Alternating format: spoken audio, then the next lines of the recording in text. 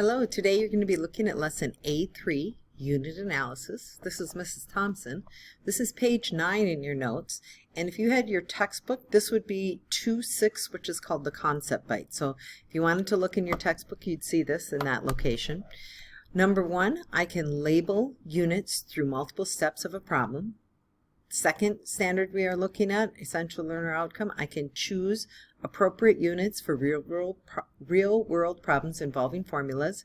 And third, I can use and interpret units when solving problems.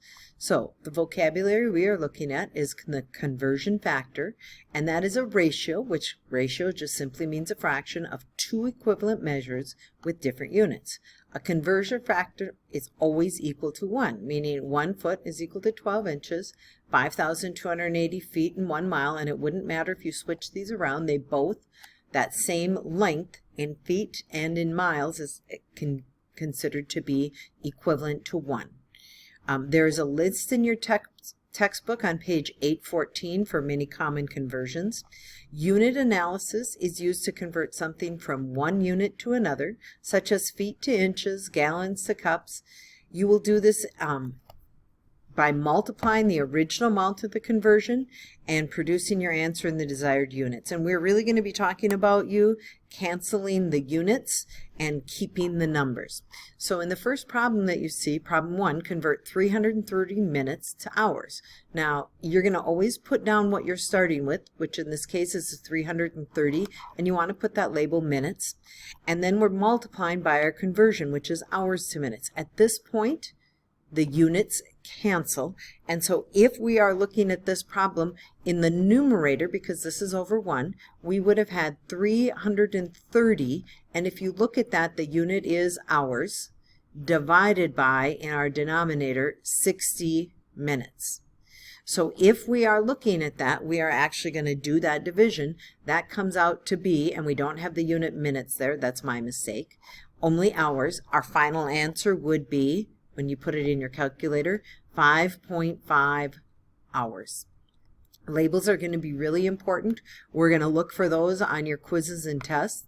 So again, some people are like, oh, can't I just divide these? Yes, that is exactly what you're doing, but cancel your units. So again, kilograms to grams, 15 kilograms to 1 over 1, 1,000 grams to 1 kilogram, canceling our units. And so that as we are looking at this, what you are going to notice is that now what we are going to be moving as we do this is you are going to multiply, and you'd have 15,000 grams over 1, which is just 15,000. As we look at this next problem, practice that says the Willis Tower in Chicago starts at 1,450 feet tall. The question is, how many meters tall is that tower? And the conversion that we know for equaling 1 is 1 meter to 3.28 feet. So the first thing you want to do is, what do you know? We know it is 1,450 feet, and maybe you put that over 1. And the question that I often have students ask me is, where do I put the word meters and feet? Well, remember, we have to cancel units. So since we are canceling units, we need to make sure that the 3.28 feet is in the denominator, so the units cancel. And here we are going to be looking at the 1 meter.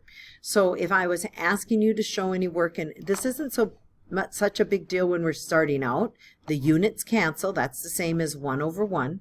I now have, if I was looking at this before I put my answer, I have 1,450, and the unit now is meters, because that was times 1 meter, okay? And in my denominator, I just have the number 3.28. So I'm going to multiply the numerator together, which is just 1,450. And then I'm going to divide by 3.28. Notice we have approximately equal, because it's not exactly, 442 meters as you look at that. So the key thing I would suggest is when you're trying to look at this, and again, if you need to pause it, you might want to do that. But the key thing that you want to do when you are looking at these problems is, first, make sure you have your units in the correct spot so that you can cancel. So units placed correctly is what I'm going to say. And when I mean place correctly, it's just so that when I'm looking at this, I don't want to have feet in the numerator because they would not cancel. So placing the units correctly, and then we are going to be multiplying the numerator times the numerator and denominator times the denominator.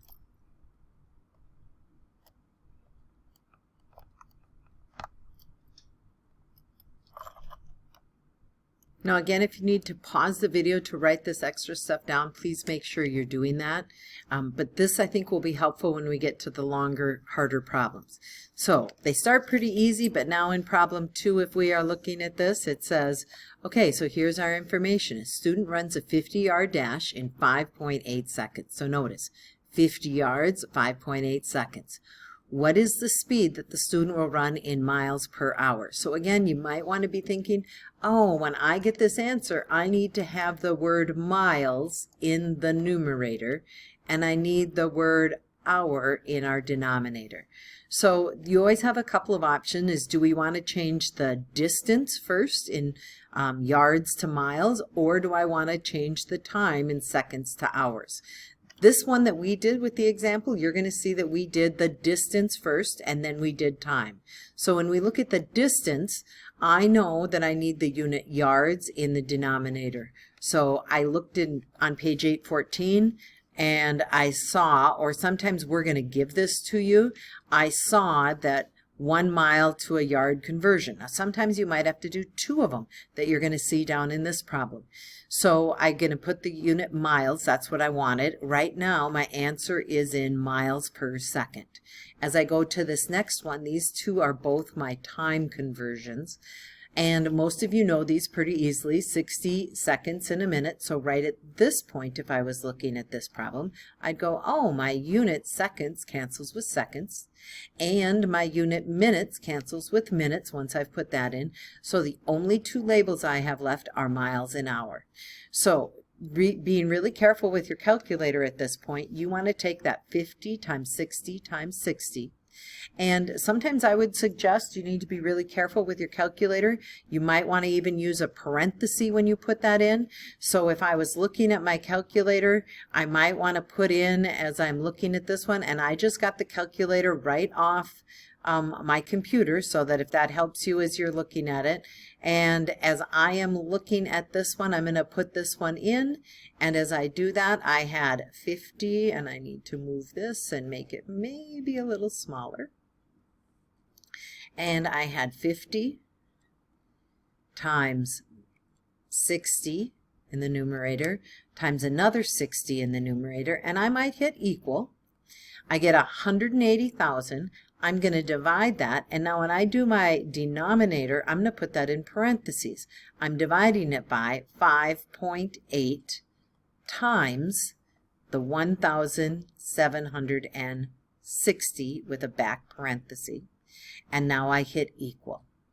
So that as I am looking at this, my answer came out to be 17.6 miles per hour. So miles per hour written this way or done this other way. So keeping in mind how you're canceling the units. So this next one, we're looking at the speed of light. And as we look at that speed of light, what we are looking at for the speed of light, 3.0 times 10 to the 10th centimeters per second. Now all of that information is telling me to put the unit centimeters per seconds is in our denominator. It says if a rocket car in the future can travel at the speed of light, what is that rate? So again, a lot of times you're going to see that we will give you these conversion problems, that we might give you some of the factors, but notice centimeters cannot be changed directly to miles when you look on page 814. So I have to first change centimeters to kilometers and kilometers to miles. Are there other ways of doing this? Yes. These first 2 are dealing with distance as we are looking at those. And again, I would just caution you that when you're putting it in your calculator, put a parenthesis around these 2 that you'll be multiplying. But now my units cancel as I am looking at this, and each one centimeters cancel. Here, if I am looking at it, my kilometers cancel, and I'm left with my miles. In my time, seconds are going to cancel, the minutes are going to cancel, and I should be left with my unit hours. So don't be afraid to cancel the units. Don't cancel the number as you are looking at those. So again, try putting it in your calculator. If you need to pause this, pause it. And if I am looking at that solution, I should get 6.8. And I'm going to show you that on my calculator here also. So I want you to notice this answer, 6.8 times 10 to the 8th. That's going to be a little different than what you might have seen on your calculator. Now when I use the calculator on my screen, I'm going to put it in as 3 times 10. And I'm going to put raised, using that exponent, notice the caret key, to the 10th. Then I'm taking it times, and in the numerator I only had 2 60s. So I'm going to take it times 60, and I'm going to take it times another 60, and I'm going to hit equal. So that's a pretty large number, but now remember we're dividing that by 100,000. So I'm going to put a parenthesis, 100,000, and then I'm going to put times 1.61. I'm going to put my back parenthesis and I'm going to hit equal. And you're going to see this really large number with decimals. Now, I want you to keep in mind that when I look at this number, 670, if I am looking at it, million, right? 807,453.4. Well, again, if we're talking about the speed of light, we might be wanting to have that answer. And notice that our answer before, when we label that, we wanted to make sure we had the correct label. So again, putting those numbers and writing it, would I accept, or would we accept this answer that you have? And you look in the back and it says 6.8 times 10 to the 8th. That's just the number written in scientific notation. So again, if I was looking at this, is it possible that you could have 600, and I believe the number was 670, and or 670,807,000. And again, writing in scientific notation means that we move this decimal point over to between the 6 and 7. So 6.8, 6.7, that's going to be pretty close. And what you could do is you could simply write out the whole number. So if you wanted to write out that whole number, and I'll show you that so that you can. So you're going to notice that I put those two numbers and I also put the label, so it's going to be really important you label. It says, how do you know which conversion factors to use to the problem? Again, we got to make sure that we're using both distance and time. And as you look on page 814, there's going to be a variety, and sometimes we'll supply them for you.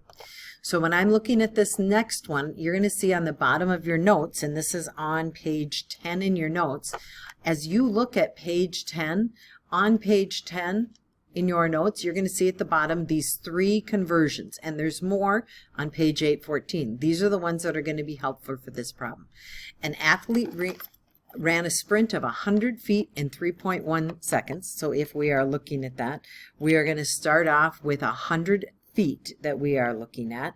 And as we look at that, so this is kind of towards the bottom of your page 10, we're going to start putting that unit in first. So if I'm looking at it, I'm going to have 100 feet.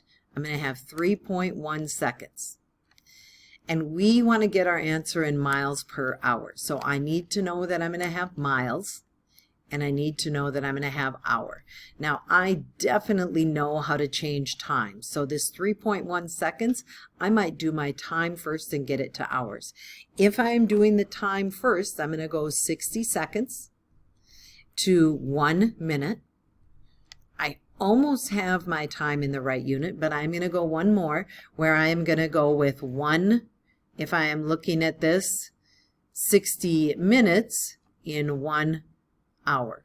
So again, my units cancel. At this point, it looks like I'm multiplying these, but now I need to use a conversion from feet to miles.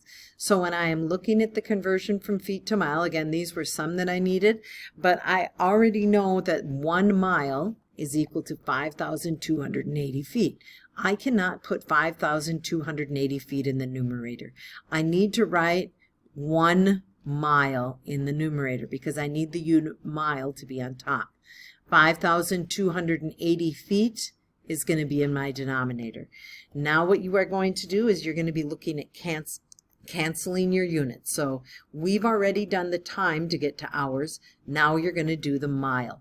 So when you are taking a look at this, one of the things you might notice when I move this is that these two got switched around. And I just want you to be aware that that is a possibility when you are looking at. Now I know when you are looking at this, these two got switched around from where they were originally, but I just want you to let you know that that doesn't matter. And again, you're going to put these in your calculator. 100 times 60 times 60. So when you're multiplying in your numerator, you had the 100 times 60 times 60. And right now, this 100 times the 1, all of those are in miles is my only unit. And in the denominator, again, putting it in your calculator with the parenthesis, 3.1 times the 5,280, and then you're going to hit your equal sign. Hopefully you got close to 22.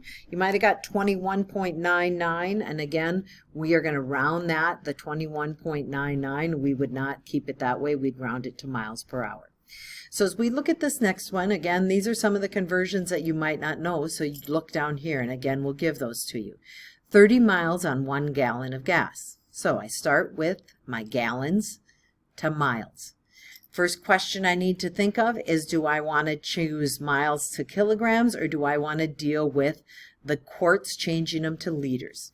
I'm going to start with this first one. So the word miles must be in the denominator. So again, if you need to pause it, pause it. Miles in the denominator, 1.6.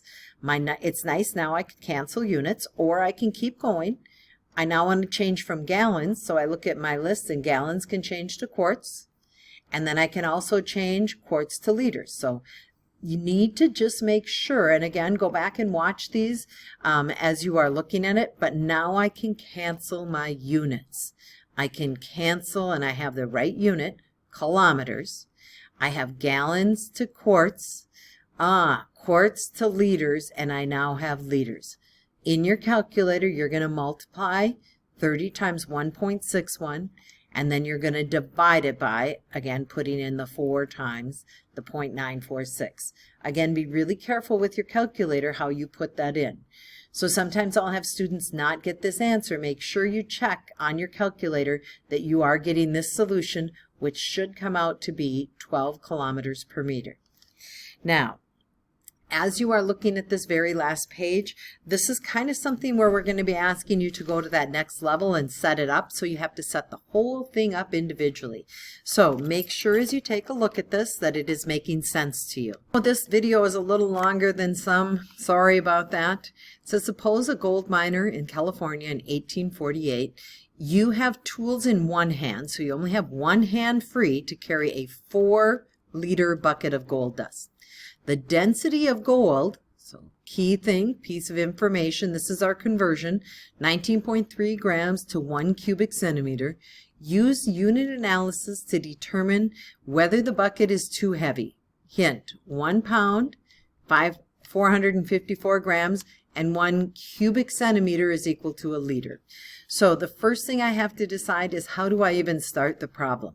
Well, we are working with a 4-liter bucket. So start with 4-liter bucket. Next piece of information is I look at that unit liters, and the only thing I see with liters is centimeters cubed. So I am going to switch from liters to centimeters to cubic centimeters. So right now my unit is in cubic centimeters. Oh, now I have to use the density factor. Where do I want to put the centimeters cubed? In the denominator, so make sure that that goes in your denominator. Centimeters cubed to 19.3 grams. And again, we don't usually think of our weights in metric, so we want to change from grams to pounds. So 1 gram is, or if we're looking at it, 454 grams is 1 pound. And so now again, we are going to put all of this in our calculator. So you would be multiplying, the units cancel, 4 times, again, our units cancel, 1,000. Could you just put in your calculator 4,000 at this point? Yes. Times 19.3, and again, remember that unit grams is not with it, and we have pounds.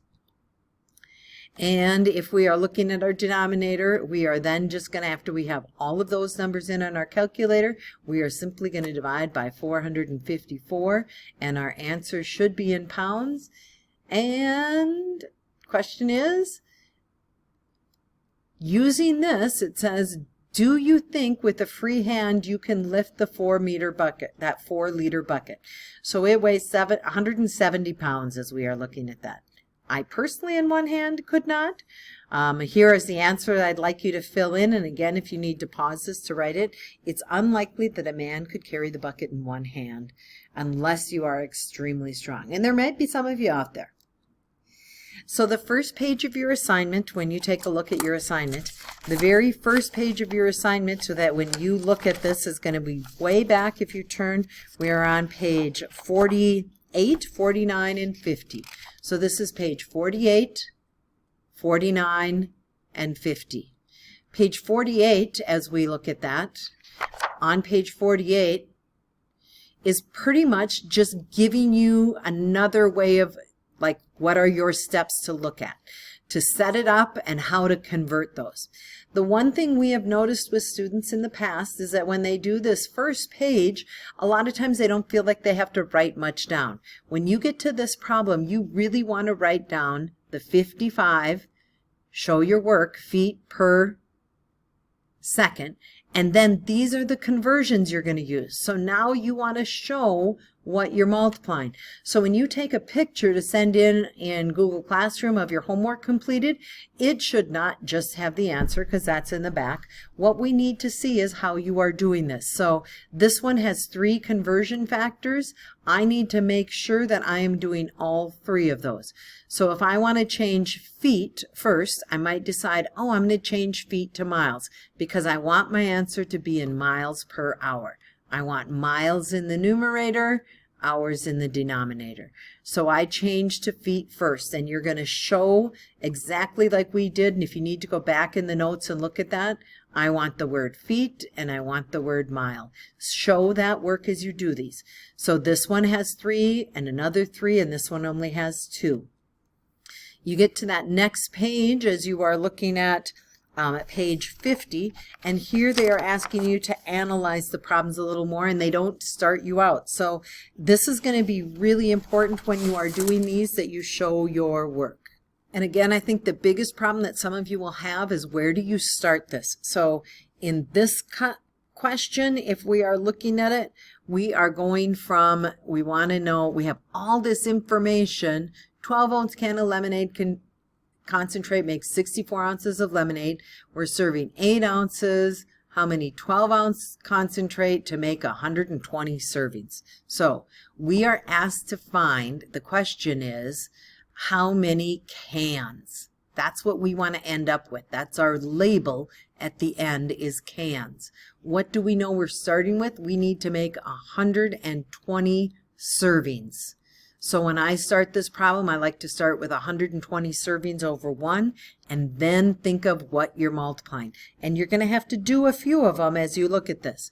Again, as you look at this one, read through that question and think, what do I start with? And again, the question is asking you is, does the GPS shows that you have 85 miles. Your brother says you will not make it. Is he correct? So make sure you're answering the question as you look at that.